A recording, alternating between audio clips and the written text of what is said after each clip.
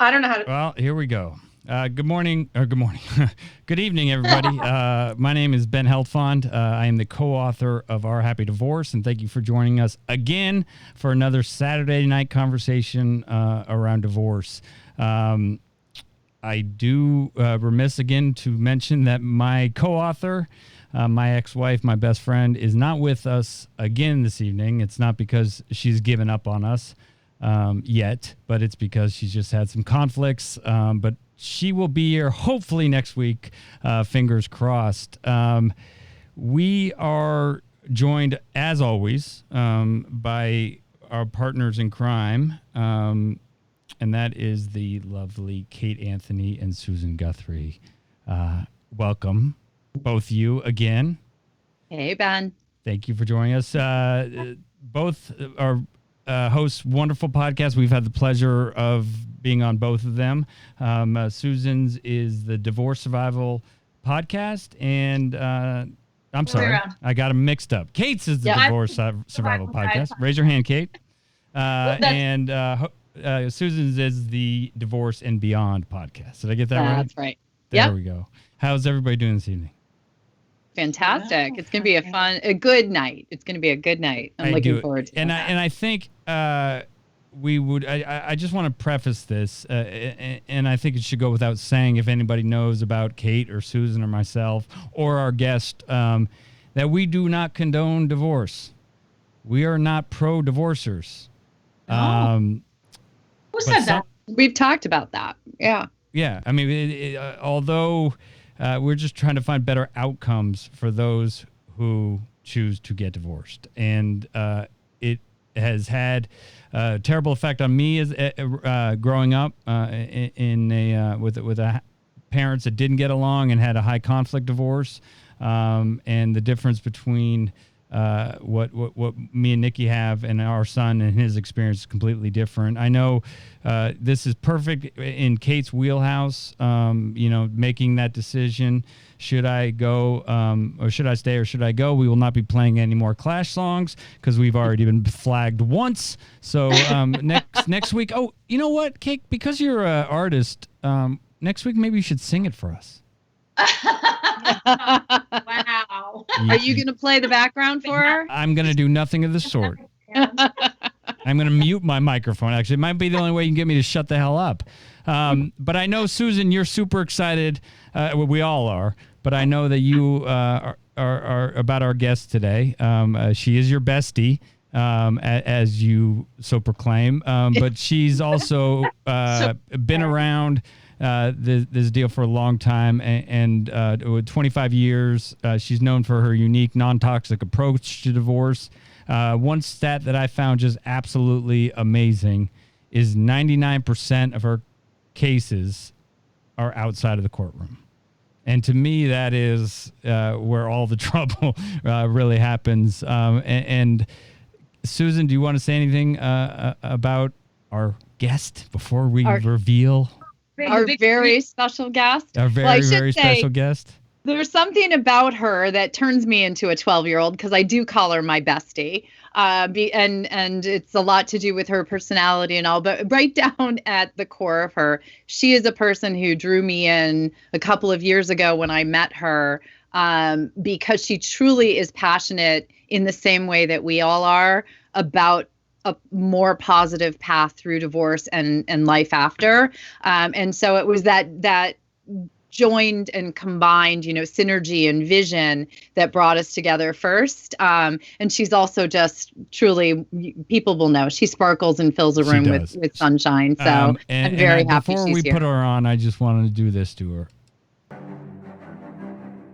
There are a lot of times where you may be drawn into a swirl of emotion and arguments, but the more that you can keep your emotional brain down and your thinking brain engaged, the better outcome there's going to be for you and for your children. The main point here is when you visualize something, visualize it as though it's happening right now, it's present, specific, get granular, get like really into the weeds of what you want. Don't be afraid to dream really big. Right? And stay positive. The best thing that you can do is to always try to take a step back from whatever is happening within your home and know that it's just a day and there'll be more days ahead. Clients all around the country are so surprisingly open to mediating online in a way that the practitioners are having the resistance to do. Thank you. You are a divorce attorney. I am. And you're writing a book about a better way to go through, I guess, the life-changing event that is a divorce. That's right. Actually, People magazine just called Better Apart the conscious uncoupling how-to book. And the New York Post compared Better Apart to Marie Kondo's Tidying Up. And I would say that while breaking up typically does not spark joy, it can actually be the launch pad to the rest of your beautiful life. And that's what Better Apart is actually all about.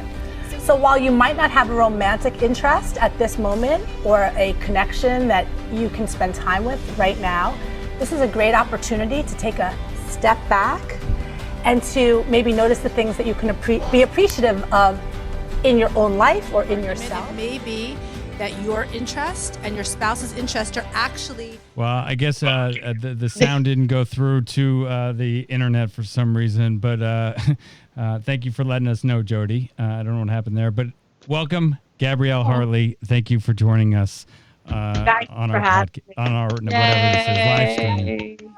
Hey. How are you? I'm so excited to be here. I'm good. I'm really good. Yeah. Well, I love the one thing for those of who didn't hear it, but some people heard it. But whatever, launch pad to a better future, I think is what you said there, and that's amazing. And I know that was the case for Nikki and myself. And then, like, we're not proponents, or not, we're not. Go divorce. It happens. Tell us something about your book, and there it is. Look at that. Vanna White of live streaming. Oh, two of them. Two Vanna Whites. Two Vanna Whites. Oh my God, I love you guys so much. I grew up, my parents divorced very well at a time where that wasn't a thing. They truly had shared custody. We were like the weird family who got along. And they were, pretty proud of themselves. And it doesn't mean there weren't bumps in the road. There certainly were. And just to echo what you just said, no one is an advocate of divorce, but sometimes it has to be that way. And I didn't really realize how amazing my parents were until I found myself clerking for a divorce court judge in New York City, where I resolved, or helped to resolve nearly 1,000 trial ready. That means very high conflict, very intense divorces. And I helped people come to terms of resolution. And I, first of all, realized how much I loved to do that. And second of all, I realized how broken the system was and how my parents had really given me a gift. And it was during and after that experience that I decided that I wanted to create a roadmap forward for people who maybe they find themselves in litigation and they feel that they have nowhere to turn and they really need a resource that can move them through and beyond the divorce. Regardless if it was high conflict or no conflict, I wanted to create something that was like, a friend in your pocket, and so that was really my incentive, and to kind of like homage to my parents as well, to thank them for all of the beautiful things that they modeled and taught, as I know you are doing for your family. And well, that's the I actually meant to start on that, and as we talked before, my lack of preparation. But I mean, it was in the '80s, right? That your parents. It was. Yeah, they split. See, I know the day, March 23rd, 1979. See, wow. What is that? Right. So, that's the day my dad moved out. But yeah, we navigated this through the 80s. And that was a time when my parents got divorced that it was not, co-parenting or conscious. I mean, there was War of the Roses was the movie, and that was the way it was. Exactly. And people look at Nikki and I, even today, like, what's going on? Like, is there some, we go on vacation together, or is there some, swinger thing happening, or poly, thing happening? But so what? People looked at you weird. I mean, not weird, but they kind of perked their ears up a little bit. I think a lot of times that I'd hear like, you know, like you are such a fantastic kid. Like, and then with the asterisk, given your circumstances, right? Right. Or like you know, I had, I'm afraid to say in case they're watching, but I'm sure they're not, you know, somebody's parents, let's just say in high school would say, oh, you have such a weird family. Everyone's so nice. And it was like, kind of like a put down, but I don't know that they meant it that way. So you got the experience through a bad divorce by clerking in a divorce court. Is that sort of where you I got mine through experience? Well, first of all, let's just say maybe you have like an extra good divorce. I think there's almost no such thing as just a good divorce. I mean, divorce is hard. Right. And for the child, I think it's always kind of hard. You know, I can remember, you know, there was a time where my dad had a girlfriend whose kid moved into our house and I got the crappy room because she, you know, and I was like, why? This is your house. Why do I get the bad room? Yep. And he was like, well, you're only here half the time. And I was like, I'm only anywhere half the time.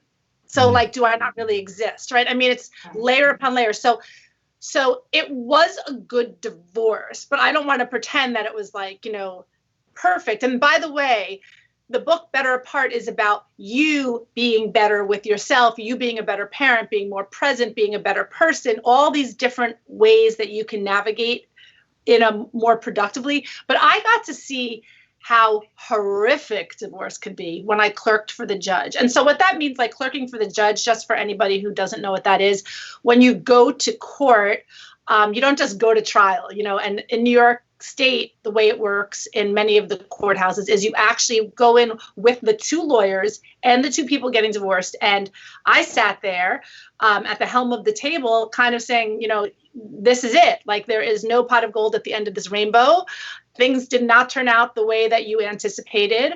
And it was like where the rubber met the road. And you know, for a year and a half that I was on Staten Island, actually, my judge, Judge Jeffrey Sunshine, was the only judge hearing every divorce in the entire borough of Staten Island. So if you can imagine the busy number man. of yes, I was very busy too. It was a very busy time. But yeah, so that's where I got to see really how the process, the lawyers, you know, could really take all those little rabbit holes and make them into something bigger rather than dialing them back or looking at things in terms of interests rather than positions and all of that kind of stuff that we do collaboratively or on a mediation front. So the idea that Kate, this is sort of in your wheelhouse. Obviously, that decision for anybody who's been divorced, it's not a spur of the moment decision. I mean, right? It's a culmination. At least for Nikki and I, it was a culmination of, you know, months, if not years. And so, Kate, how do you get to you know, the questions? Am I going too soon? You know, should I stay together for the kids? And get to the point of, you know, making that decision. Because I think, you know, Better Apart has to start with the decision. Correct. Yeah, it does. And I do think that the path to Better Apart is to do so much work before making the decision, right? To actually, you know, when a divorce, I think, is, you know, begins by maybe someone uncovering an affair, right? And there's a bomb that's dropped and there's shrapnel. We're in the middle of this, like, you know, pile of rubble. And that's how we're going into the divorce. It's going to be harder, more difficult to have that Better Apart, to use, you know, this amazing method that Gabrielle has created to create something, right? It's completely and entirely possible. But if this has been, so there's a difference between like a divorce that is started with a bomb dropping, right? And a divorce that is long time coming. We have been in therapy for years. We have been doing everything that we possibly can. And we've gotten to the end of the road. And one of us is finally ready to wave the white flag and just say, I give up and I'm done. And what is that? I mean, I know it's different case to case, and I know this is pretty general question, right? But you know, the thing that we went through was, is there anything we haven't tried? Is there another therapist? Is there another, vacation spot we can go to? Is there, another bed we can buy? Right. Oh, totally. So right. How is that? I know it's different for everybody, but at what point, as a coach, do you say it's time to go? Well, I don't. Oh, okay. Actually, that's not true. Sometimes I do. That's not true. Yeah, I find that very hard to believe. Are you saying I have opinions, Ben? No. But I work with a lot of women who are in emotionally abusive relationships, and so it really is my job to sort of open the curtains and say, you got to look at this clearly, right? But I think that most people, what I do when I work with people is that I really help them just come to terms with what they already know, right? If they're coming to me, if they're Googling, should I stay or should I go in the middle of the night? And as I say, they're scrolling past 3 pages of the Clash. When they get to me, these people already know what they want to do. They're terrified to take the step. They are certainly terrified that they're going to fuck up their kids if they do it. There's all the what ifs, right? There's all the how. Oh my God, how am I going to do this? And how am I going to afford to support myself? Who's going to move? How are we going to sell the house? Blah, blah, blah, blah, blah, right? And what I do is I help people clear out all of the hows. Like, we're going to put all of the hows at the side, and we're just going to focus on the what. Right. What is this next? What is the next step? What is the next right step that you need to take? What is the next right action? You know in your heart what's happening here. What's one step we can take closer to it?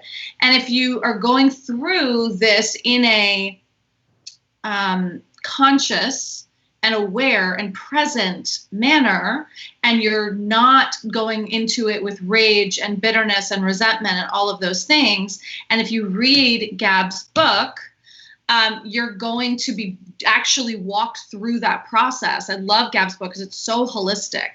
And it deals with the emotional, the spiritual, the physical, really tying the emotional experience of this together. And, and if you're able to do that, then you can find a way to become better apart, for sure. Right. And then, I know, Susan, we joked around about the best, or not the best, it's not joke because it's that you are, but sort of in the same arena, the mediation and for better outcomes. What do you find the symbiotic or the similarities between how you two think and how you two operate and how you two handle it? Yeah, well, and that's a great question because it was actually the title of the book that drew me to Gabrielle. She posted about it a couple of years ago before it was even in print. And I saw the title of this book from this person I'd never at that point in time ever met or heard of. And, I thought, better apart, the radically positive way to separate. And there was something about that was so, to me, at that point, what was I, like 28 years as a divorce attorney? It was mind blowing because it summed up what I had been trying to help people to do for those 28 years. And she had distilled it down basically into 2 words. And they were the right words. And, I just posted something that said, if you're going through a divorce, what if you are going to be better apart? What if this is actually the very best thing you could be doing? Wow, what a concept. And, as someone who's now helped people through divorce for so many years, most people say, yes, it was the best thing. But our focus when we're going through it is so negative. And it's so focused on loss and it's so focused on those things Kate was just referencing. How am I going to pay the bills? Am I going to fuck up my kids? Am I going to do this? What if it's the best thing for all of you? Right. And then I got the chance to read the book, this one actually, because it's a proof copy. And it, really, there's one thing in it, Ben, I don't know if you had a chance to go through, but there's a whole section on forgiveness. Mm-hmm. And there's a whole section on forgiveness in your book as well, and what a role that plays in the process. And it's a little different. You're coming at it from a little bit different, but those concepts are so so at the core, and I was just never able to pull it together like Gabrielle has. And she really has. And for me, you know, the all those things you mentioned and the Kate mentioned is fear, right? If what's this going to be like? What's that going to be like? All the hatred and resentment is past, right? And so if Nikki and I could never have moved forward if we hadn't forgiven, if we hadn't, you know, copped to our side of the street and then forgiven the other person. So that cleaned up the wreckage of the past. The fear was still there, right? It's still, and that took some time. Talk to me, Gabrielle, about the forgiveness part of your book, without giving away the whole book. Well, so forgiveness is something that people have a very hard time wrapping their heads around. And I will say that as I've been traveling and talking and exploring further with many, many people, hundreds of people, about the Better Part method, I think people have an easier time when you frame it in terms of acceptance.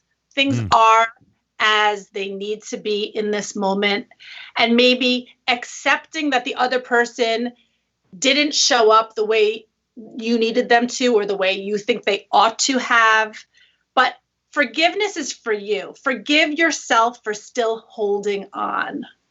Yeah. Forgive yourself for imagining the way things are or should have been. And also forgive yourself maybe for still being mad. It's okay that you're mad, but like recognizing that anger has a protective value to it and you may need it, but check in with yourself in 3 months, in 6 months, in 18 months. Do I still need to be angry? And ask yourself if maybe now is the time to let it go. And what happens at that point of letting it go? Oh, that's the 26. Is that a loaded question or what? No. That is the portal of emotional freedom. Right. You let go and you have your life back. I mean, like that's the Then you can be in a band with your ex. Exactly. and you know, one thing I love about the book, and the more I get, but no, all of you, is that even in high conflict divorces, there still can be a point where you can be better apart or get to that point, right? Totally. Like I talk a lot about moving from blame to clarity. Like get in your own head, get in your active visionary state, figure out what you want, figure out what you need. Like I have this on-demand online program that people can do, and it comes with all of these worksheets that they can do to actually take them through the process to go from feeling alone and scared to feeling like, you know, maybe I can try on forgiveness, maybe not now, maybe, you know, in the future, but they can sort of go through the process. And I look at the book as an invitation.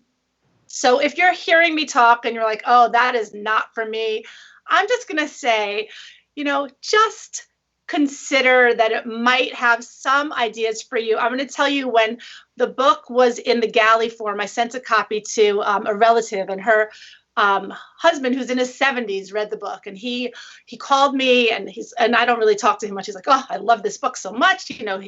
Anyway, so then the book came out, and I said it was my dad's cousin. I said, can you get him to write a review for me? And she said, oh, he's not sure. Why? He's so depressed because he realizes he could have done so many things differently. And it's 40 years later. And I said, that's okay, because his ex-wife is still alive. He can call her right now and make a move forward. And, you know, he wrote me a beautiful review, and he called me again to thank me. I don't know if he reached out to his ex-wife or not. But it's, you know, some people say, oh, I got divorced 2 years ago, but then you talk to them and you know they're still holding on, and like you still might have work to do, and that's okay, because we all have work to do. Like we're just humans, like just trying to make it through our lives, right? Trying to make things a little better. So it's funny you bring that up, because one thing I don't think I mentioned in the book, but I don't talk about I talk a lot about my parents' high conflict divorce, but 30 something years later, they're now best friends. And so, you know, part of me is like, why couldn't you jerks figure this out, 30 years ago? But at the same time, it's nice, even at 40 something years old, to have dinner or Thanksgiving with my dad and my mom together. Totally. It's so weird how it still matters. Yeah. Like to the kid, it really matters. When I got married, I had my two parents walk me down the aisle and my step parents walk each other down the aisle. Oh, that's so I don't know if any of them awesome. liked it, but I did. Oh, It was your wedding. So wedding to say I exactly. hope this plays. Yeah, go ahead, Kate. No, I was going to say, like I think that Ben or Gab, you're talking about like high conflict and how do you get people in high conflict, situations to sort of grasp the concept that they might be better apart. And it's like, well, if they're that high conflict, good God, like Right, 2 + 2 = 4. Right. Right? Aren't you going to be better apart? Like really? Right. So and such a good point. I think those people are so married to their conflict. They're more married to the conflict than almost anything. They can be, not all of them, right? They're married to their anger. They're married to being right? And it's like, man, if you just dissolve this in a beautiful way, then you'll be out of that conflict and everything will be so much better. Yeah, it amazes me when I see people, and it doesn't amaze me. I guess that's not the right word, but when you... I have friends who are divorced. Both of them are remarried. Both of them have kids. Both of them are in love with the person they're with and are probably meant to be with that person, but yet they hold on to this, like you said, married to this resentment and hatred and have that disdain for their ex. But aren't you, like, that's better apart? You should be giving each other hugs. Right. It's like, They get tied though to, I did a lot of high conflict divorce when I was litigating. And it's not so much that they're tied to the person. They're tied to the concept that if they could just fix that person, if they could just explain to them one more time how they should be doing something, or if they could just stop doing this or that, then maybe the co-parenting would be better. They'd be a better parent. That's where I've always found clients having a very difficult time letting go of that concept that they could make the person be better or something if other only, than what right? they are. But people, if the queen had balls, she'd be the king. But anyways, go ahead. No, I was just gonna say, like, the thing is, like, we all think we're right? So, like, that's the problem. Like, so people get stuck in their story, stuck in their positions, and then if they don't want to move to the interests, because when we move to interest, meaning like the underlying issue at hand, then we can actually start to move forward. But instead, there's so much attachment to the story. And again, like, how's that serving you and how's that serving your kids? It's not. It is not serving your kids. So you really need to, just decide to part and recognize that you're better apart. Because if you weren't, you wouldn't be having this conversation in the first place. Right. Speaking of kids, I just wanted to we play this video, and I hope that this goes over and doesn't have the same sound. So in the chat, if you could let me know. Somebody sent me this literally 15 minutes before we went on the air, or whatever we are, over the internet and space and Ethernet. right. And it just hit me so hard because it is such stinking thinking, in my opinion. I understand as a parent, you want to do everything for your kids, but I just wanted to play this for you guys and get your thoughts on it. I love it when parents who divorce make public statements about how much they care about their children, how much they want to focus on their children, how they want to do, quote unquote, what's best for their children, and yet they divorce. I mean, it's just laughable. Those are all good and great intentions, right? But if you actually want to do what's best for your children, you would stay together, right? I mean, yeah. So the thing about that, and speaking from somebody who had a high conflict divorce with my parents, and then had a pretty damn good one with Nikki. I always would think to myself, I would much rather have, and that's the decision I made as a parent, is two parents apart, better apart, happy, than two parents together that are miserable. And I wanted to get you guys who are in it every day, that thinking of staying together for the kids? And Susan, I'm going to start with you. Okay. It's actually almost difficult to talk about, because I've heard it, to be honest, in my years and years and years of doing this. I hear this all the time. It's usually a blame at the other parent as to why they're not a good parent because they're breaking the family up. And, we should be staying together for the kids. Obviously, they shouldn't get custody. They're the one who wants a divorce or something like that. First, unlike that gentleman, I don't know that any of us have a right to judge other people's choice to decide that a divorce is the right thing for them. As we have talked about so many times on this show, the decision to get a divorce is one of the most gut-wrenching, difficult decisions that anyone goes through. I mean, Kate especially knows that. But once someone has made that decision, as we're talking about right here, what even possible help is it to be considering that other people or some people like that think that you should be staying in a relationship that's not working for you because of your children and how that's serving them? It blows my mind. Yeah. Kate? Yeah, I'm as speechless as Susan. I guess it's other people's divorces is really none of anyone else's business. First of all, we make when people come to the decision to divorce, they don't do it lightly. That dude, that quote influencer, whatever, talks about this from. Sorry, someone's deciding that now is a good time to race motorcycles outside my window.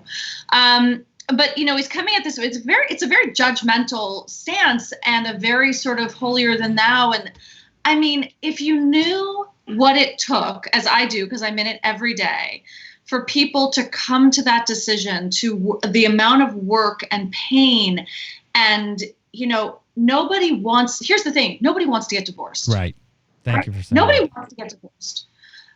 This is not like, it's like, I mean, not to, liken it to a too hot a controversial topic, but it's like abortion. Nobody wants to get an abortion. That's not what we're talking about, right? Nobody wants to get a divorce. And when you come to that place of making that decision, you better believe that it's like, usually it's done from a place of like pain and agony and like turning yourself inside out. And so, as Susan said, to have someone judge you on the other side of that, who really has no idea what you've gone through, is so it's so gross to me. Yeah, and really the person, I'm glad that she's on because she was the one who sent it to me before, is right there. So thank you, Dan Meagle. She was the one who sent me that video. And look, I didn't mean. Well, yeah, I did to call him out per se, but it's that sort of. I think. Look, everybody wants to be happy in life, right? And I mean, the goal is to be happy, at least as happy as you can, because life sucks a lot of times. And staying together. Because I think kids, at least Asher and all my other kids, I mean, they can sense they're smarter than we give them credit for. Right. Yep. And having two parents miserable. I mean, I was 13 years old. I remember my parents and how miserable they were. I don't have memories of my parents holding hands. I have one memory. And for some reason, we were somewhere in Italy and they were walking through a park and they held hands. And that's the only time I can remember any sort of, PDA or whatever. So it sticks with kids, and it's sort of through osmosis, it gets to them. So, at least now we can show Asher through Nikki and her relationship with Chad and my relationship with Nadia, that what a healthy relationship is. So, Gabrielle, I want to give you a chance to comment on that video. Yeah, I think that people have so much shame within themselves as it is.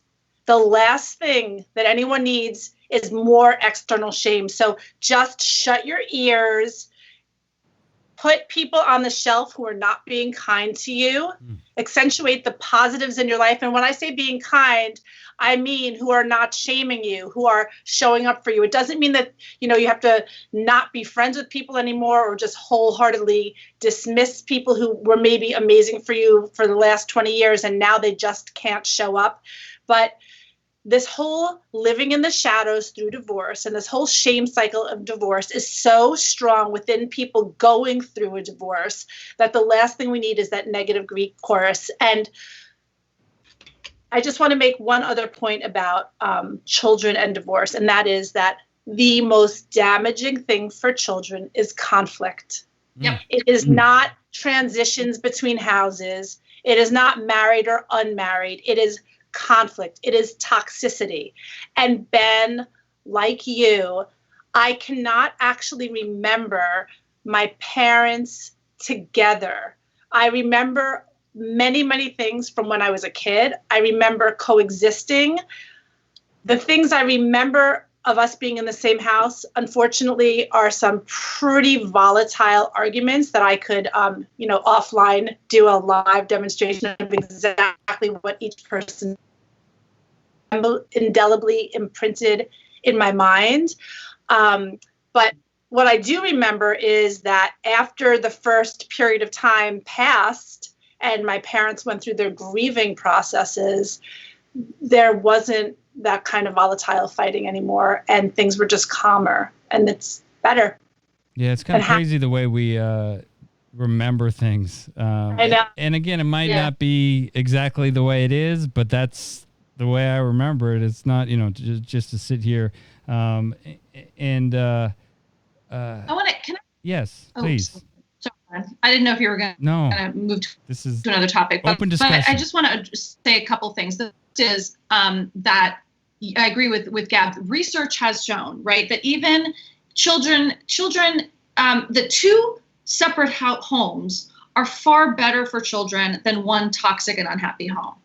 Even if only one of the homes isn't toxic, right? So if you've got, an emotional abuser, something like that in one household, and a nurturing, loving, grounding parent in the other house, it is better, and this research bears this out, it is healthier for the children to be in those two separate homes than to be in one home where that toxicity is happening 24/7. Even if you think you're mitigating it by being there and running interference, you're not. By being in it, you're actually showing your kids that this is what marriage is. And that's a terribly dangerous precedent for them. Other thing I want to say is that guys like this guy that you just played, Ben, play into, in particular, women's biggest fears. And I deal with a lot of women who are, say in the Bible Belt, in areas in which this kind of patriarchal construct that you stay in a marriage no matter what for the kids and your feelings don't matter, bury it, you're fine as long as the kid, you have to do it for the kids. This is what women struggle with the most. They internalize this messaging. They make themselves wrong. They feel so much shame because everything in them is like screaming to get away. And a lot of these marriages are emotionally abusive or emotionally neglectful or financially abusive. There's a lot of control and manipulation going on, and they want to get out, and they're screaming and dying inside. And then they listen to men like this, and they're like, I guess I can't go. I guess I can't go. And all that does is perpetuate these cycles. Have you guys hear that? Oh, yeah. Yeah. It's awesome. It's like, it's LA. Oh my God. It's supposed to happen that way. It's guy stuff. It perpetuates the cycle, and it keeps this hold, in particular, on women, and it keeps women tethered and under control and in their place and all of those things. And it is one of the top things that I do in my work, which is essentially deprogramming that messaging. So thank you for playing it, because it like turns the volume up, right? We have to turn the volume up on things that are the things that are getting inside and sort of worming their way into our psyches, you know, and that's like an inner critic with a microphone. Well, it's interesting because you bring up something and something. I think one of our first or second live streams, someone brought up a fact that I didn't know, that 84% or some big number of divorces were initiated by women. Yeah. How many? What's the stat I don't now? know if it's About 85%. Oh, I got that right. All right. So, 69. Wow. So Amazing. with that in mind, what you just said, is that a shifting? Do either any of you know if that's a growing number and women are feeling more empowered? When I researched it maybe 4 or 5 years ago, it was at 69. So if it's gone up to 84, then yep. But remember what I said when we talked about it. So also more than 95% of divorces go forward uncontested. And the parties in one of my mediations, one of the things we actually talk about is which of the parties is going to be listed as the plaintiff. That's the only statistic that they can go research, who was listed as the moving party. That doesn't really tell you anything. It just tells you who they decided. And I can tell you in the vast majority, and maybe Gab, you see this in your mediations, the vast majority of couples, for whatever reason, usually decide that the wife or the female is going to be the moving party. We don't have a deep down discussion about why they're choosing that, but by large part, that is the choice. So I don't know that. I think the rise of, thank you for clarifying that. Yeah. Yeah. Point. Were you going to say something about that? No, that's okay. I mean, I was just going to say, in some states like Massachusetts, they've finally caught up, and it's just petitioner A and petitioner B. And I wish that if any legislators are listening to us right now, that would be a wonderful. Hey, California and Connecticut, where I practice, get on the ball. Follow Massachusetts. New York does not do that. And I do think that more often than not, the woman is listed as the plaintiff. But I also think that sometimes the woman is the one who's driving the ship, and it doesn't mean that they might just be the one who went to the lawyer first. Right. It doesn't really mean that they're initiating in the way somebody may assume. Because they're sick and tired of trying to get us out of our cave, right? Yeah, I will say from in my experience, obviously I only work with women, so like you know, my perspective is always going to be skewed in that direction. But I do think that. And again, this is anecdotal at best, but I think that men are more comfortable in marriages, in long-term marriages where there isn't passion or there isn't, emotional connection or things like that. And because, they're getting what they want, they're getting what they need, they're fine. And women are the ones that are increasingly uncomfortable and want more. Right? They're sort of seeking more. And a lot of men are like, wait, what? Huh? This is totally fine. Everything's fine here. My wife just added that she's getting the cattle prod out soon to get me out of my cave. I just saw that. I love Nadia. We need Nadia back on. That's funny. Yeah, it's getting a little hot in the studio. Do you like the only man on screen there, Ben? Yeah, no. But no. So one thing that I wanted to touch on before we wrap up tonight, because I think it's important, is Gab and Susan. You've been in this for a long time, and you've gone through, the spectrum of dealing with high conflict divorces. Where are we now? Are we? Has there been a sea change? Has there been a move more towards obviously mediation, but are we seeing more, or I should say, less high conflict situations? Or are we just living in a dream world of our happy divorce? I think we are all living in our dream space, really. I go to continuing legal educations both in New York and in Massachusetts, and I sit with colleagues who say the darndest things. I think that as long as we've got, divorce attorneys who are not excited about handing out better apart to their clients because they're trained to fight. And the way we learn in law school is about zealous advocacy. I actually teach a course called Zealous Advocacy in the context of family law. It's just a one-off that I go into zealous advocacy courses and we talk about, trial practice. What does this mean, right? Like if you zealously advocate for the best outcome for your client, does that mean you're going to get them the most money or, cut off the other parent? Is that really your best outcome? Who are you when you look back? So to answer your question, unfortunately, I do think there has definitely been movement since, the 80s. Right. But I don't think we're moving at lightning speed, to be perfectly honest. What about you, Susan? Yeah, I would say the same. I mean, there's a reason that I, in the American Bar Association, hang out with my dispute resolution colleagues and not my family law litigation colleagues. Unfortunately, I mean, I'll just call it out because I was a part of the cog. I was a part of the wheel. I was a cog in the wheel. The family law litigation cycle is lucrative for family law attorneys. Annuities. It is a system that is built upon an hourly billable. Our billables were crazy high. I charged many hundreds of dollars an hour.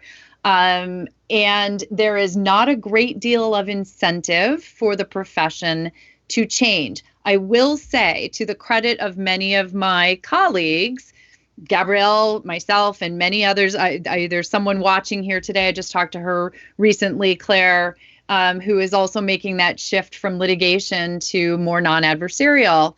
But it's hard for lawyers to give up that. I mean, it's how we were trained, as Gabrielle said. That phrase, zealous advocacy, is drilled into our heads from the minute we walk into law school. I'm not kidding. It is like at the core of our ethical canons that we must ethically, that we must zealously advocate for our clients. See, I think for me, that question was purely selfish because, it almost was like Nikki and I were time warped, right? Into, 13 years ago when we got divorced. And tried to find a different path. We couldn't Google divorce coach. We couldn't Google, Kate Anthony. We couldn't, we found, luckily, 2 collaborative divorce lawyers in Tampa. I think probably the only 2 at the time. It wasn't part of the statute. And then all of a sudden, we go about and we figure it out somehow.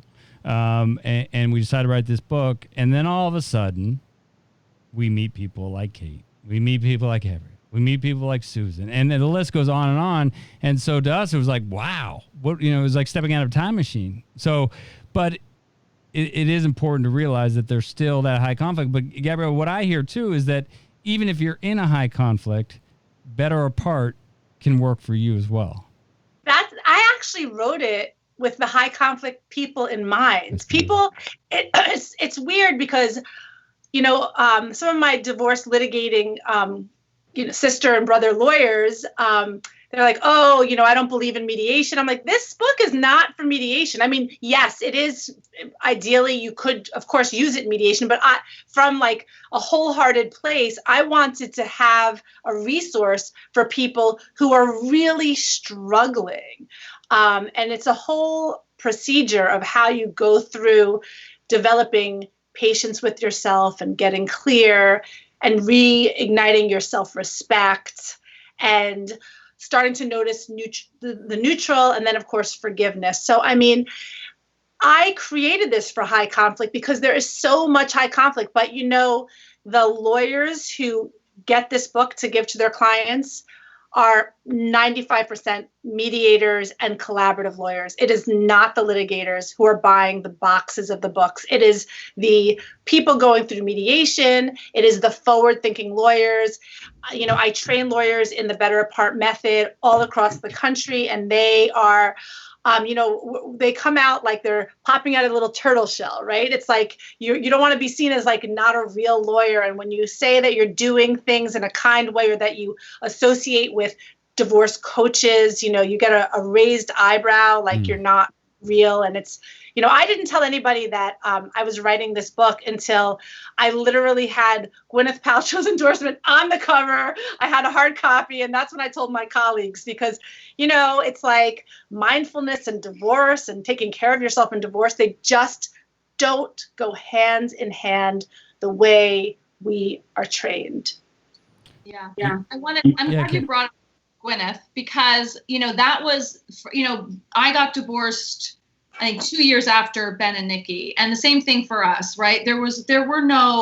Everything you saw everywhere was this high conflict, on every tabloid and everywhere. And so we didn't have access to those things either. And honestly, the only reason we knew about collaborative was because my ex's therapist was a collaborative coach. So he got us into that, and that was just happenstance. We'd never heard of it, right? And it wasn't until, I think it was like maybe 4 or 6 years after my divorce, that Gwyneth Paltrow and Chris Martin came forward with conscious uncoupling and made that famous and made it a thing. And, for all the, all joking aside, right, they popularized something, and they made it mainstream. And I will forever be grateful for them. I mean, because when we were doing it, people kept trying to find ways to make our divorce adversarial, complicated, right? Even people who loved us, even people who are like my father-in-law. I think I've told you guys this. Yeah, it's a great story. No, tell it, please.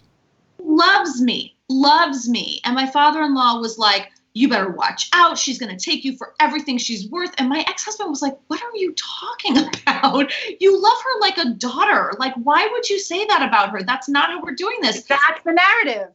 But right? They think it's supportive of their family members. Exactly. And my ex was like, that's not how we're doing this. And you love her like a daughter.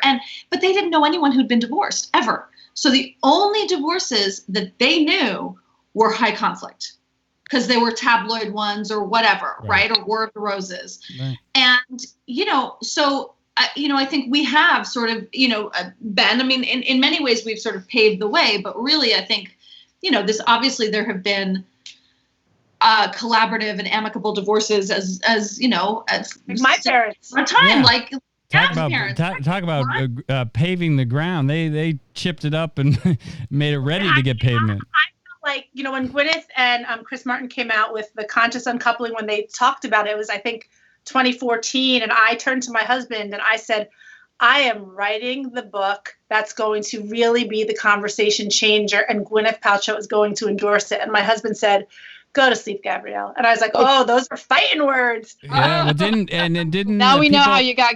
Did People Magazine call it the definition of conscious coupling? Yeah, they called it the how-to. The how-to. There you go, Gwen. Yeah, Not only did you endorse it, you got the rights to it.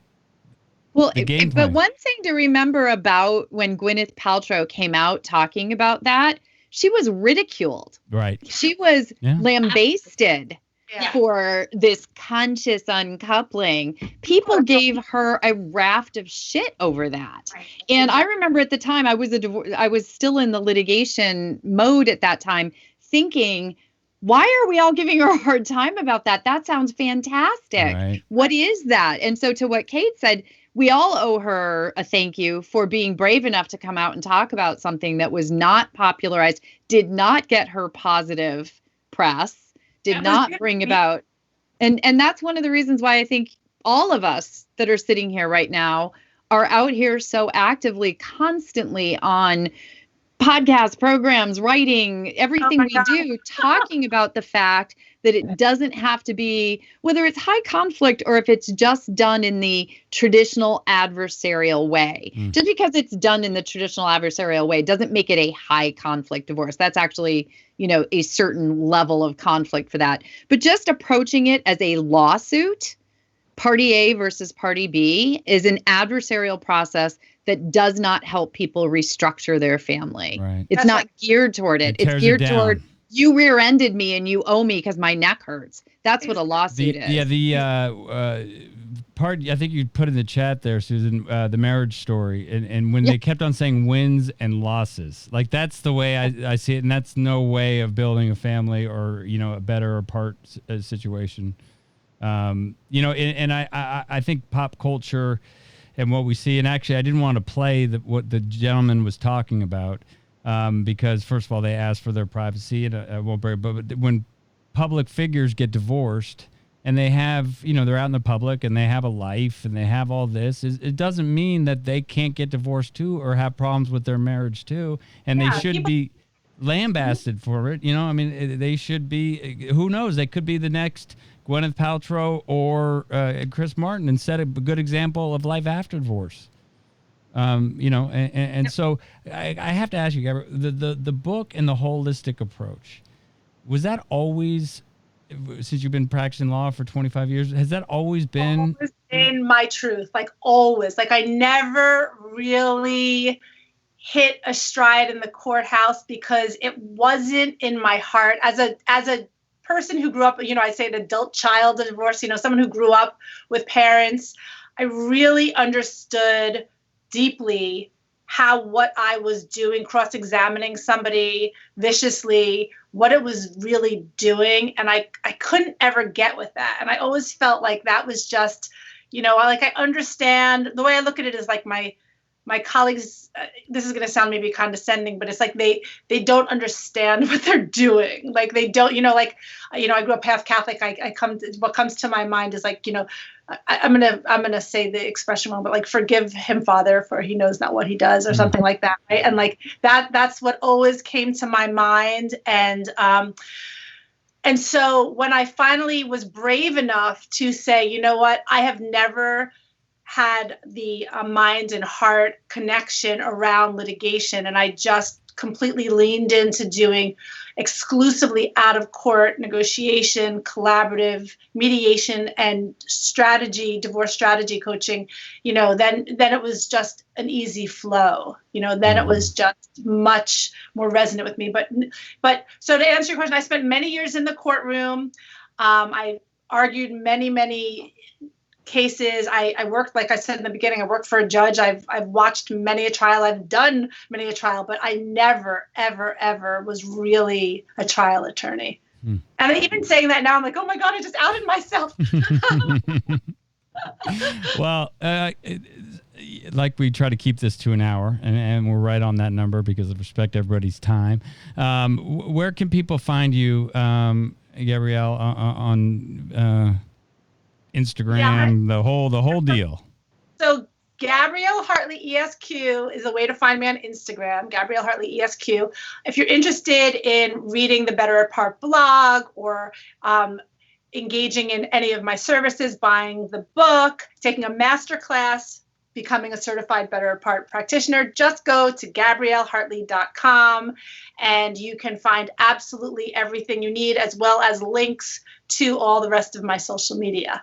So, and you can also pick up the Survive and Thrive bundle right on the homepage at GabrielleHartley.com. And that gives you co-parenting 101 and a financial blueprint, along with the basics of the Better Apart method.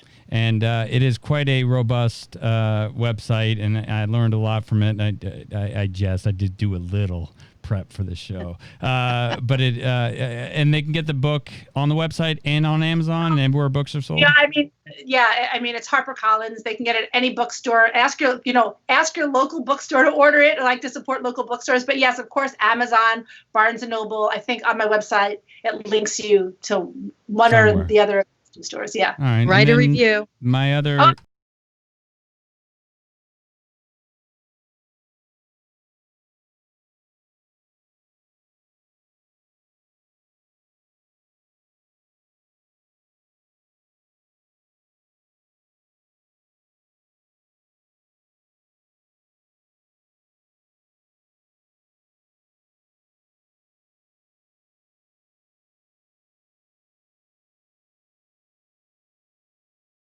And everybody, I appreciate and I'm grateful for your time.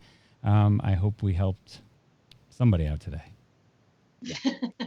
Thank you guys very much. Have a great weekend. What's remaining of it. Thank you, everyone. See you Saturday. Bye. See you next week.